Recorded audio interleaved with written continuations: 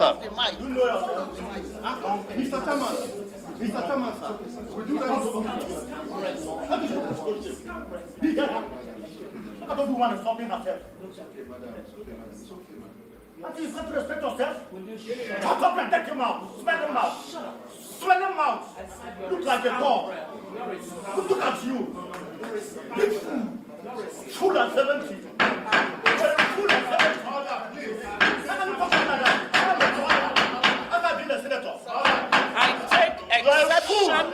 I take exception to a senator. Why are you talking to me like that? You are a disgrace to the Senate. You are an insult to womanhood. You are an insult to womanhood. And you are here to tell the world that you have not changed. You cannot violate you are here to tell the world that you have not changed. You are. At 70, you have not changed. You are a scoundrel. And we're to take it. I will not take it. You are a scoundrel. I will not take it. So insult. That is why you can never be here. People like you can never be here. People like you can never be here. How can you be? How can you be a fool? I'm not a hooligan. You are a hooligan. You are a hooligan. So you will be Mr. Chairman. Mr. Chairman. Chairman of the committee. Chairman of the committee. And you say I should keep my mouth shut. Who are you to say so? Chairman. Who are you to say so? Chairman. Who are you? Okay, officer. And you refuse. Chairman of the committee. Mr. Chairman, sir. Mr. Chairman, sir. Okay. Chairman. Okay, the floor is yours, sir. Thank you very much. You can take it away. It's all yours.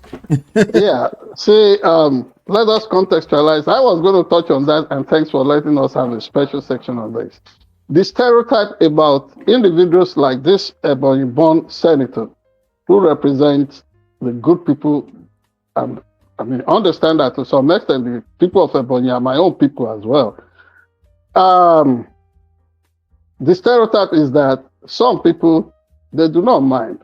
They wake up early in the morning, instead of prostrating and deferring to their parents, giving them all the honor and the respect, they just give them that kick.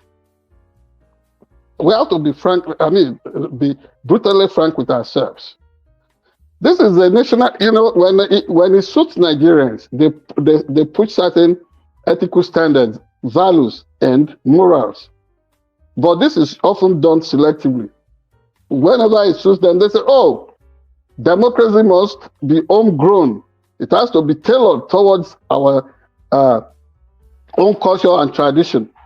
In what this senator has done, tell me the way in which this Senate is representing the morals and values of Nigeria. Dr. Oby Ezekwesili is around 70 years of age, if not more than. No, she's 62. She's official age on Google is saying 61 or 62.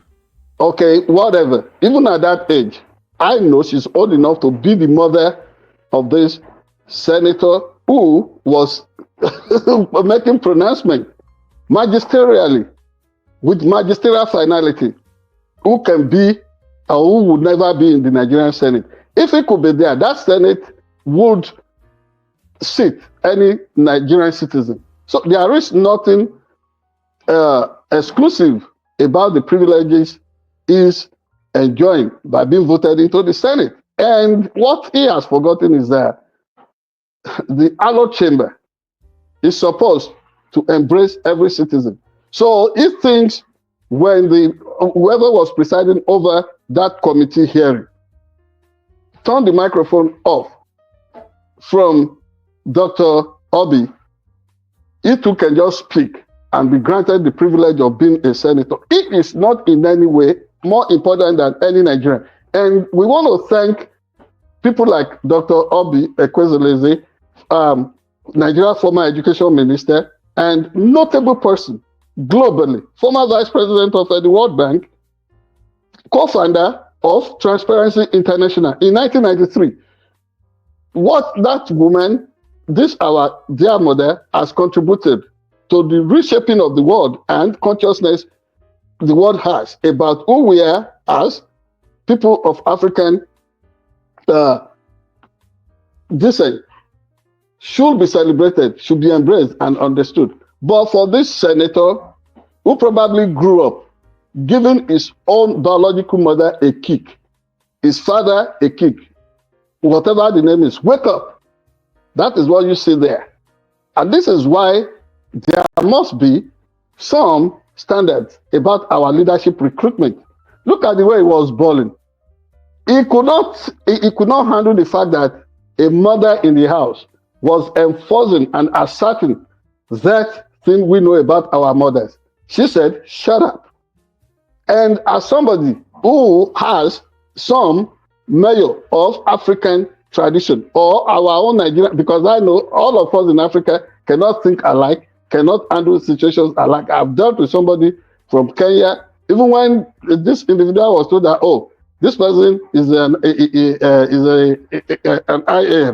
eye chief, a kingmaker. It didn't bother her because maybe in her own culture, her tradition, wherever she came from, that would be inconsequential. It meant nothing.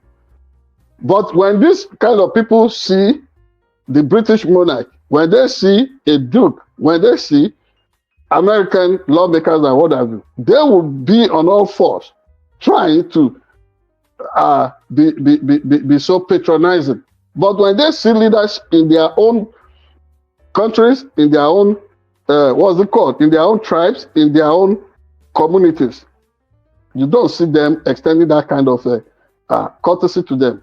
The Senate that was so eager to suspend Senator NATASHA Akpoti-Uduaghan for standing up in the name of so-called rules that only work for people who see themselves as not worthy of being challenged in the Nigerian society.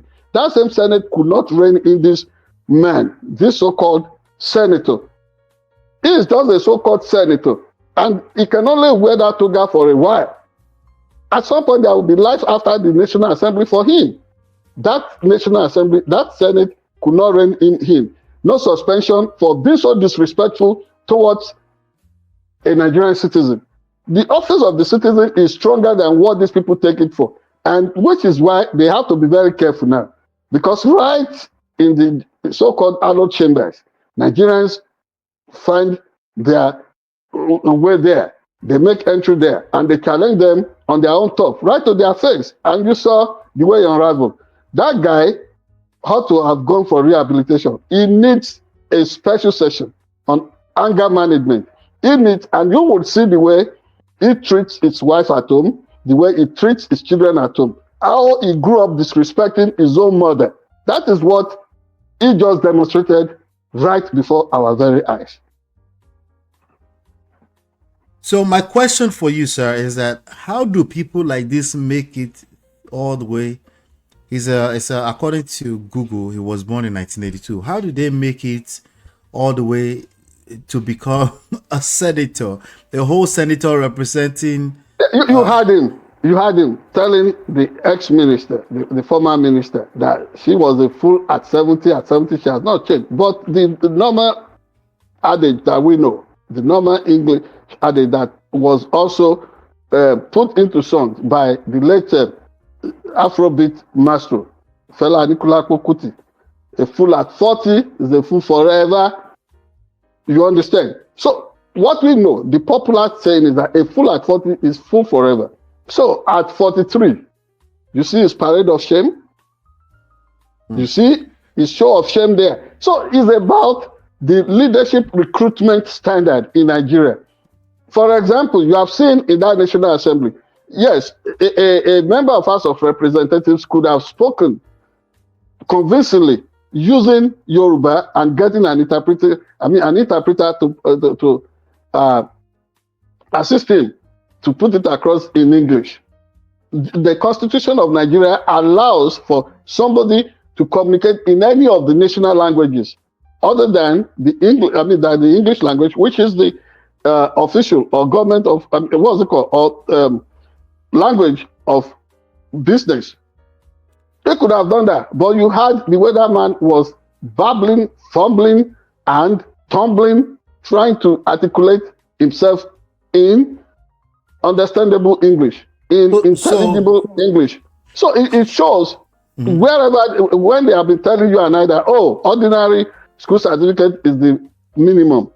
All kinds of elements are in the Nigerian National Assembly. Poorly educated, ill-mannered people like this senator from Ebonyi State is, honestly, his conduct was so shameful, and that does not represent the spirit and the essence of our people in Ebonyi State. I can tell you that. I mean, yes, I know, honestly, amongst the Igbo nation, the people of Ebonyi, people from Eza, Ezulo, and what have you, in Ebonyi State, the people of Afikpo, they are more, they tend towards the Yoruba attitude in terms of differing in respect to elders and people in leadership. But this one grew up giving his father a kick to wake him out of bed early in the morning. So quick question, sir. Some would say, for a woman to speak to a grown man like that is highly uncalled for too, especially a mother. It is because some of them don't know the way our women are. You see, people always think of strong men. What I know is that our women are strong. It's just that our men are usually above average. And if they cannot deal with that, a mother would always be a mother. And when she says shut up, or when she says speak not, and this is not even something that is exclusive to us in Africa. American women. So based on our culture, like that. Some people consider that rude based on our culture to tell someone outrightly to shut up. Okay, right? But then the other there was they turned off the microphone for the honorable former minister. They turned the microphone off for her, and then you would expect that the same rule will apply to that senator. But he just wanted to ride roughshod over everybody when the floor had not been given to him. That was why the minister said, shut up. And remember from the ex-minister's explanation, it's been said that the guy had already been... He was already very upset. He was already irritated. And it was, yes, and you see the way they have been operating in that Senate. Like somebody described them as a kind of a cultic a conclave. You know, it's almost like that. They walk in lockstep. It's almost like if you've seen the procession of hands in the forest before, on the farm. Now here are some headlines. They follow one direction without any second thought. Here are some headline statements. These are headlines, just so take it with a grain of salt. I have no regrets over quarrel with Oby Ezekwesili. That's what Senator Nwebonyi said. Madam Ezekwesili said, I'm pleased with my verbal exchange with Nwebonyi. What do you take of that? It is shameful, and it shows that this guy lacks character. He is not able to to bite the humble pie.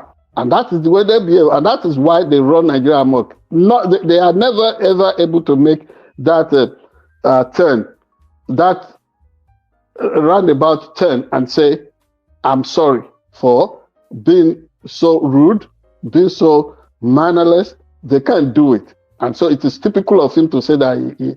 If he actually said that, and he could have said it because he has made himself known to the world. Well, he apologized. Listen, if he's saying people are being rude, he should come and meet me one-on-one at 54, and he being 43.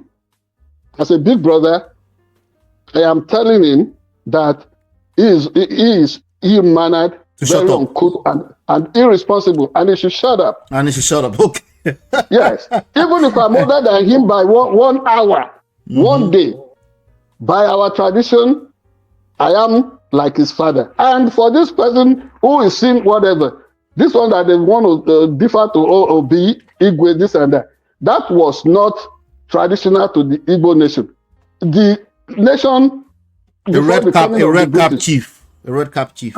Red cap chief is a creation of the British colonialists.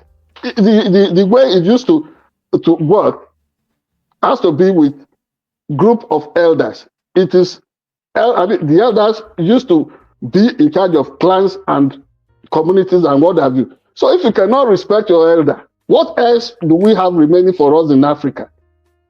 What else do we have remaining for us in Africa? Let us embrace our essence. Let us embrace our identity with pride. This guy is a shameless man. So even if the lady is just a day old, there are ways to talk to a woman. So it is this very is really below standard. It is very important to note that this all started because of NATASHA.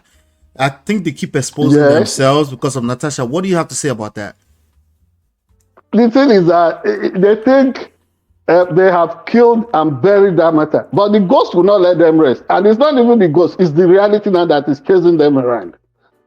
They won't have any peace until they allow for justice to roll down like the waters of Obese River.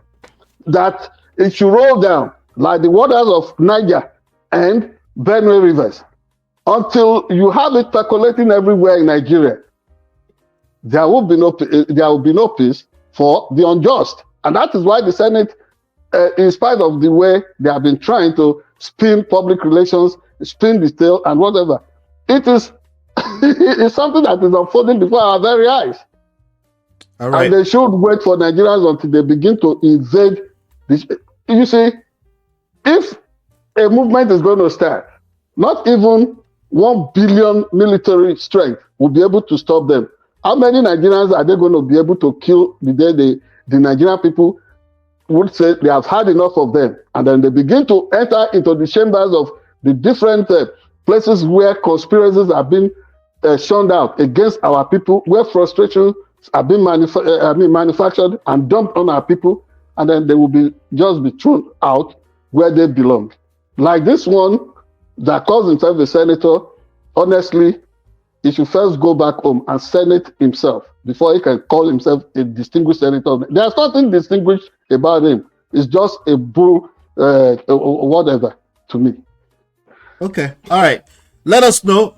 Join the conversation in the comments. Let us know which side you're on.